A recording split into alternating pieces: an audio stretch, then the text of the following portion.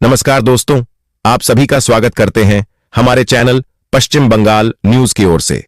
देर ना करते हुए चलिए जानते हैं पश्चिम बंगाल की ताजा खबरें। अगर आपने अभी तक हमारा चैनल को सब्सक्राइब नहीं किया है तो जल्दी से सब्सक्राइब और वीडियो को लाइक करें ताकि हमारी सारी खबरें सबसे पहले आप तक पहुंच सके। और वीडियो को कहां से देख रहे हैं कमेंट में जरूर बताएं। बंगाल चुनाव से पहले ममता बनर्जी ने की रोजगार गारंटी योजना कर्मश्री की घोषणा। जी राम जी के लिए केंद्र पर बोला हमला। पश्चिम बंगाल में अगले साल होने वाले विधानसभा चुनाव से पहले एक बड़ी घोषणा की है। तृणमूल सुप्रीमो ने कहा है कि राज्य सरकार केंद्र की मनरेगा की तर्ज पर कर्मश्री योजना की शुरुआत करेगी। उन्होंने यह भी कहा कि इस योजना का नाम महात्मा गांधी के नाम पर रखा जाएगा। ममता ने कहा कि केंद्र सरकार महात्मा गांधी को सम्मान नहीं दे सकती तो बंगाल सरकार उनको सम्मान देगी। अपने कर्मश्री योजना का नाम राष्ट्रपिता के नाम पर रखेगी। उन्होंने पीएम मोदी पर भी हमला बोला। ओमान में पीएम मोदी का वेलकम देखकर हिल गया मुस्लिम वर्ल्ड। पाक एक्सपर्ट छिड़कर बोले, भारत को इतनी तवज्जो और पाकिस्तान। जॉर्डन के बाद अब ओमान में प्रधानमंत्री नरेंद्र मोदी का जोरदार स्वागत देखकर पाकिस्तान बुरी तरह बौखलाया हुआ है। मुस्लिम देशों में उन्हें जिस तरह से वेलकम किया गया वो पाकिस्तानियों को परेशान कर रहा है। पाकिस्तानी एक्सपर्ट कमर चीमा का कहना है कि प्रधानमंत्री नरेंद्र मोदी को ओमान के अंदर जो हिस्टोरिक वेलकम मिला है, मुस्लिम दुनिया और पाकिस्तान के अंदर इन चीजों को अलग नजरिए से देखा जाता है, क्योंकि पाकिस्तान ने हमेशा चाहा है कि मुसलमान दुनिया भारत को कश्मीर के लेंस से देखे। पश्चिम बंगाल की मुख्यमंत्री ममता बनर्जी ने क्यों कहा हम भिखारी नहीं। पश्चिम बंगाल की मुख्यमंत्री ममता बनर्जी ने एक बार फिर केंद्र सरकार पर निशाना साधा है। टीएमसी सुप्रीमो ने अलीपुर में धन धान्य ऑडिटोरियम में उद्योगपतियों को संबोधित करते हुए कहा, हम भिखारी नहीं हैं। ममता बनर्जी ने यह भी कहा कि बंगाल में चल रही राज्य सरकार की रोजगार योजना कर्मश्री का नाम महात्मा गांधी के नाम पर रखा जाएगा। आखिर ममता बनर्जी ने क्यों कहा हम भिखारी नहीं हैं? भारत का औद्योगिक रत्न था बंगाल, अब कर्ज में डूबा। शुभेंदु, कोलकाता। विधानसभा के नेता प्रतिपक्ष शुभेंदु अधिकारी ने गुरुवार को सोशल मीडिया प्लेटफॉर्म एक्स पर मुख्यमंत्री ममता बनर्जी के 15 साल के कार्यकाल पर कड़ा हमला बोला। उन्होंने आरोप लगाया कि एक समय भारत का औद्योगिक रत्न रहा पश्चिम बंगाल अब कर्ज से दबा हुआ राज्य बन गया है। शुभेंदु अधिकारी ने अपने पोस्ट में लिखा, ममता बनर्जी ने पश्चिम बंगाल को 7.71 लाख करोड़ के कर्ज के नीचे दबा दिया है, जिससे बंगाल में पैदा होने वाले हर नवजात शिशु पर उनके पहले रोने से पहले ही 86,766 रुपये का कर्ज आ जाता है। मनरेगा का नाम बदलने के बीच ममता बनर्जी का बड़ा ऐलान, एक योजना महात्मा गांधी के नाम। पश्चिम बंगाल की मुख्यमंत्री ममता बनर्जी ने राज्य सरकार की रोजगार गारंटी योजना कर्मश्री की घोषणा की। इस योजना का नाम महात्मा गांधी के नाम पर रखा जाएगा। इस दौरान ममता बनर्जी ने कहा कि केंद्र सरकार 100 करोड़ रुपए का अनुदान देगी। द्वारा मनरेगा योजना से महात्मा गांधी का नाम हटाया जाना बेहद शर्मनाक है।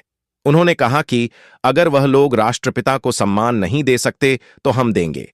गौरतलब है कि हाल ही में केंद्र सरकार ने मनरेगा योजना से महात्मा गांधी का नाम बदलकर पूज्य बापू ग्रामीण रोजगार योजना कर दिया है। इसको लेकर विपक्ष काफी ज्यादा हमलावर है। पीएम आवास योजना की नई ग्रामीण लिस्ट हुई जारी। भारत के ग्रामीण इलाकों में आज भी बड़ी संख्या में परिवार कच्चे और जर्जर मकानों में रहने को मजबूर हैं। ऐसे जरूरतमंद परिवारों को सुरक्षित और मजबूत घर उपलब्ध कराने के लिए प्रधानमंत्री आवास योजना ग्रामीण की शुरुआत वर्ष 2015 में की गई थी। यह योजना उन गरीब परिवारों के लिए उम्मीद बनकर सामने आई है जो पहली बार अपने पक्के घर का सपना देख रहे हैं। योजना के लागू होने के बाद लाखों परिवारों को इसका लाभ मिल चुका है और सरकार लगातार यह सुनिश्चित करने में जुटी है कि कोई भी पात्र परिवार इससे वंचित न रह जाए। तृणमूल के सत्ता में आने के बाद बंगाल में औद्योगिकरण घटा, सरकार को घेरा खड़गपुर। भाजपा के राज्य स्तरीय प्रवक्ता विमल शंकर नंद ने गुरुवार को खड़गपुर में आयोजित प्रेस वार्ता में तृणमूल कांग्रेस सरकार पर पश्चिम बंगाल में औद्योगिकरण ठप करने का आरोप लगाया। उन्होंने कहा कि राज्य में तृणमूल के सत्ता में आने के बाद से औद्योगिक विकास लगातार गिरता गया है। विमल शंकर नंद ने कहा कि पश्चिम बंगाल आज औद्योगिकरण के संकट से जूझ रहा है। इस मुद्दे को सामने लाने के लिए भाजपा ने राज्य में औद्योगिकरण की स्थिति पर एक बुकलेट पश्चिम बंगाल औद्योगिकरण का कब्रिस्तान जारी की है। बंगाल की खाड़ी से भारत को उकसाने की साजिश, बांग्लादेश का एंटी इंडिया प्लान बेनकाब। बांग्लादेश में जहां एक ओर जमीनी स्तर पर भारत विरोधी प्रदर्शन तेज हो रहे हैं, ठीक इसी तरह समुद्र में भी तनाव बढ़ता दिखाई दे रहा है। पिछले 2 महीने से भारत ने एक तरह के असामान्य पैटर्न को नोटिस किया है। बंगाल की खाड़ी में लगातार बड़ी संख्या में बांग्लादेश की मछली पकड़ने वाली नौकाएं भारतीय जलसीमा में प्रवेश कर रही हैं। यह मामला 15 दिसंबर को उस समय सुर्खियां बटोरी जब बांग्लादेश नौसेना के एक गश्ती पोत ने 16 मछुआरों को ले जा रहे एक भारतीय ट्रॉलर को टक्कर मार दी, जिससे वह पलट गया। फ्री सिलाई मशीन योजना का नया फॉर्म भरना शुरू, 15,000 रुपये मिलेंगे। फ्री सिलाई मशीन योजना महिलाओं को आत्मनिर्भर बनाने की दिशा में सरकार की एक अहम पहल है। इस योजना के तहत ऐसी महिलाएं जो सिलाई का हुनर जानती हैं लेकिन आर्थिक परेशानी की वजह से काम शुरू नहीं कर पा रही थीं, अब अपने घर से ही रोजगार शुरू कर सकती हैं। सरकार इस योजना में पात्र महिलाओं को फ्री सिलाई मशीन उपलब्ध करा रही है। वहीं कुछ मामलों में मशीन की जगह 15,000 रुपये की आर्थिक सहायता भी दी जा रही है ताकि महिला खुद अपनी पसंद की मशीन खरीद सके। तृणमूल ने लगाया जीवित लोगों को मृत घोषित करने का आरोप। राज्य में मतदाता सूची के विशेष गहन पुनरीक्षण एसआईआर को लेकर सियासी घमासान तेज हो गया है। तृणमूल कांग्रेस ने आरोप लगाया है कि इस प्रक्रिया के जरिए गरीब और हाशिए पर मौजूद लोगों को सुनियोजित तरीके से मताधिकार से वंचित किया जा रहा है। पार्टी ने दावा किया कि कूच बिहार दक्षिण विधानसभा क्षेत्र के फलीमारी ग्राम पंचायत के 4/54 नंबर बूथ के निवासी व दैनिक मजदूर अश्विनी अधिकारी और उसकी पत्नी शिवानी अधिकारी, जो जीवित हैं, काम कर रहे हैं और मतदान करते रहे हैं, उन्हें संशोधित मतदाता सूची के पहले ड्राफ्ट में मृत घोषित कर दिया गया है। करोड़ों कर्मचारियों को बड़ी राहत, मार्च 2026 से पहले मिलेगा ईपीएफ से जुड़ा बड़ा तोहफा, ईपीएफओ। देश के करोड़ों कर्मचारियों के लिए एक बड़ी खुशखबरी सामने आई है। कर्मचारी भविष्य निधि संगठन यानी ईपीएफओ जल्द ही ईपीएफ निकासी प्रक्रिया को पूरी तरह डिजिटल और आसान बनाने जा रहा है। आने वाले समय में कर्मचारी एटीएम और यूपीआई के जरिए भी पीएफ का पैसा निकाल सकेंगे। केंद्रीय श्रम मंत्री मनसुख मांडविया ने एक इंटरव्यू में जानकारी दी है कि सरकार की कोशिश है कि यह नई सुविधा मार्च 2026 से पहले शुरू कर दी जाए। श्रम मंत्री ने बताया कि अभी भी कर्मचारी जरूरत पड़ने पर ईपीएफ का 75% हिस्सा तुरंत निकाल सकते हैं। देश भर के करोड़ों सरकारी कर्मचारियों और पेंशन धारकों के लिए हाल के समय में एक राहत भरी खबर सामने आई है। केंद्र सरकार की ओर से 8वें वेतन आयोग को लेकर सकारात्मक संकेत मिलने लगे हैं और इसके साथ ही महंगाई भत्ते में भी ताजा बढ़ोतरी को मंजूरी दी गई है।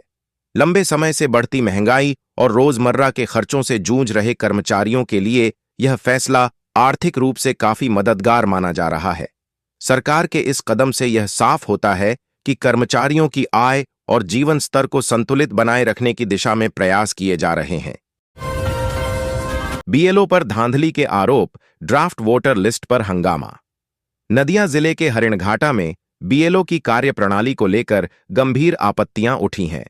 वोटरों की आपत्ति के बावजूद गलत नाम और पारिवारिक विवरण अपडेट करने के आरोप लगे हैं।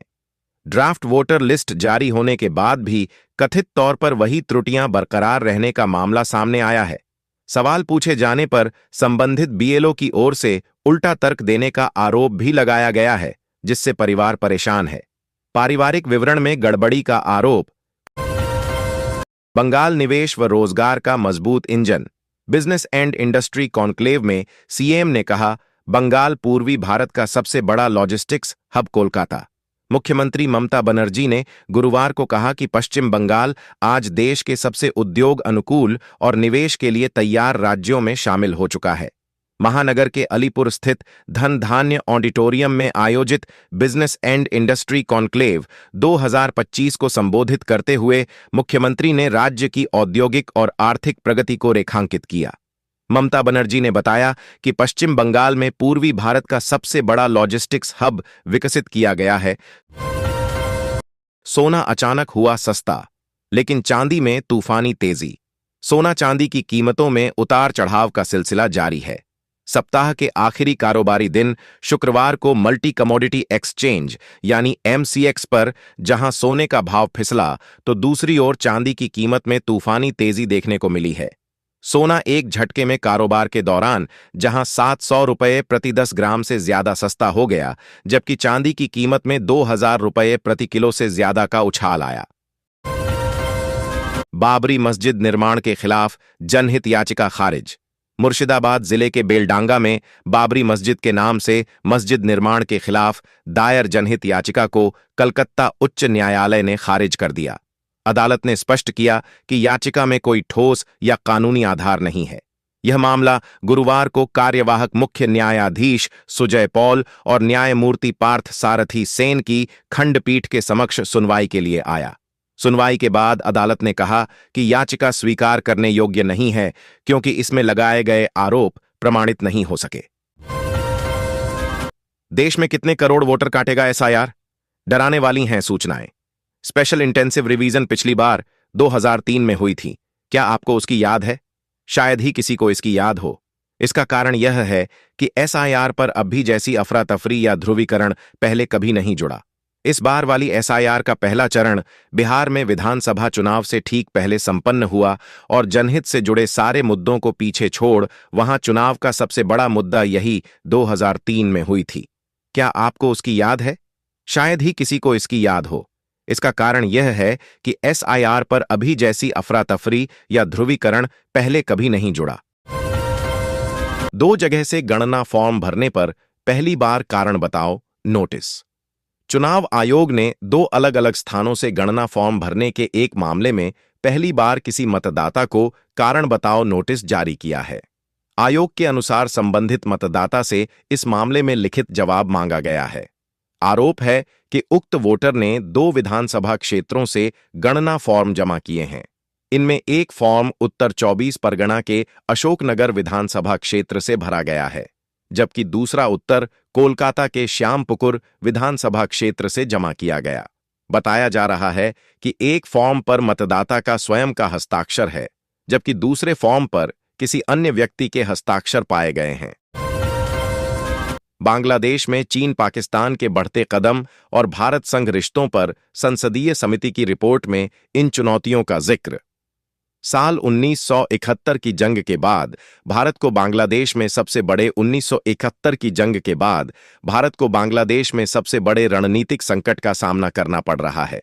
राष्ट्रवाद के उभार, इस्लामी संगठनों की दोबारा सक्रियता और चीन पाकिस्तान के बढ़ते प्रभाव ने बांग्लादेश में भारत के सामने नई चुनौतियां खड़ी कर दी हैं। अगर समय रहते भारत ने अपनी नीति में बदलाव नहीं किए तो वह बांग्लादेश में अप्रासंगिक हो जाएगा। यह बातें भारत में विदेशी मामलों की एक संसदीय समिति की रिपोर्ट में रेखांकित की गई है।